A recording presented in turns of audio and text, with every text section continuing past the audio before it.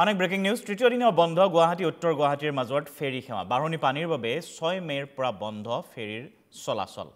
জলপৃষ্ঠ বৃদ্ধি হোৱাত অৰ্থাৎ ব্ৰহ্মপুত্ৰৰ জলপৃষ্ঠ বৃদ্ধি হোৱাত পানীত বুৰ গৈছে ফেৰীঘাটৰ ৰেম্প আৰু তিনিটাকৈ ফেৰীঘাট বন্ধ কৰি দিছে সেয়েহে আভ্যন্তৰীণ জল পৰিবহণ বিভাগে যাত্ৰীৰ সুৰক্ষাৰ প্ৰতি লক্ষ্য ৰাখি সেয়েহে উপায়হীন এতিয়া ফেৰী যাত্ৰী আৰু ফেৰী যাত্ৰীৰ মাজত হাহাকাৰ লাগিছে বিশেষকৈ উত্তৰ গুৱাহাটীৰ পৰা গুৱাহাটীলৈ আহিবলগীয়া যাত্ৰীসকলৰ মাজত হাহাকাৰ লাগিছে অধিক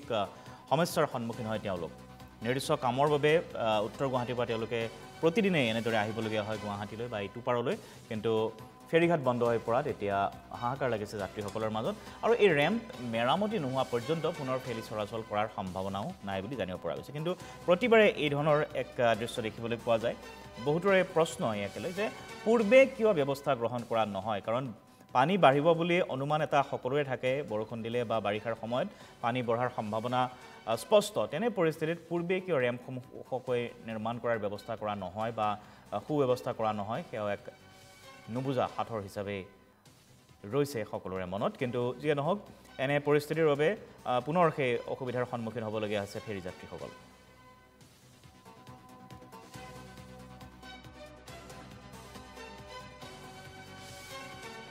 গুৱাহাটীলৈ যাব আহিছিলে হয় কেনেকুৱা অসুবিধা অসুবিধা মানে আমাৰ বহুত অসুবিধা পৰি যায় এইফালে ঘূৰি যাব লগা হ'লে অলপ বহুত টাইমো লাগি যায় ডিউটি অলপ ধৰিব দিগদাৰ হয় আজি 3 দিন ধৰি জাহাজ বন্ধ হৈ আছে 3 দিন ধৰি বন্ধ হৈ আছে অসুবিধা মানে বহুত অসুবিধা হৈ আছে কামটো বৰ্তমান কৰি আছে কিন্তু পানীটো বাঢ়াৰ কাৰণে অলপ হেৰি হৈ আছে সিহঁতৰ অলপ অসুবিধা চলি আছে সাকু বনালে হৈ যায় সাকুখন নবনালে হয় এইটো বনালেতো হৈ যায় চিপাজাৰৰ পৰা আহিছে এতিয়া ফেৰি নাই বৰ অসুবিধা হৈছে ফেৰি নোহোৱাৰ কাৰণে আপুনি ডেইলি পাৰ হয় নেকি আমি ডেইলি পাৰ হওঁ কিন্তু এইকেইদিন আহি আছো এনেকে আহিব বুলি ভাবো কিন্তু নাহে আকৌ হেৰি ঘূৰিব লগা হয়